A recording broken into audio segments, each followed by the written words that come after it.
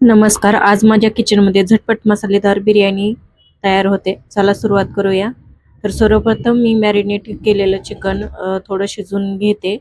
त्याच्यात मी बघा आलं, लसूण पेस्ट, हिरव्या मिरच्या आणि आपला घरगुती मसाले बघा, बिर्याणी मसाला वगैरे टाकून असं छान मॅरिनेट करून घेतलेलं होतं आणि त्याला आता मी थोड्या वेळ वाफवून ठेवलेलं आहे.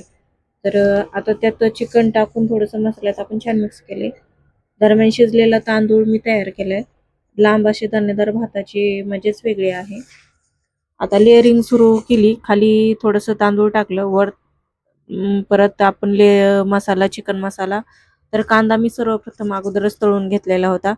त्यात थोडं तूप लावलं. कोथिंबीर, पुदिना तर माझ्याकडे नव्हता बघा आणि केशर दूध पण नव्हतं. पण बिर्याणीचा वास एकदम मस्त असा येत होता बघा. कारण खूप सुंदर अशी झालेली होती. आणि त्यात आता एकदम पातेलं झाकून 10 मिनिटं मी दमाला ठेवणार आहे. तर सगळं मी त्यात 2 लेअरिंग केलेल्या आहेत त्याच्या 1 किलोमध्ये. आणि बघा असं 10 मिनिटं मी आता त्याला वाफेवर ठेवणार आहे. तर मी होता तेवढा कांदा शेवटला टाकून दिला आता त्याच्यात आणि कोथिंबीर थोडीशी टाकली. आता ही लेअरिंग तर झाली माझी.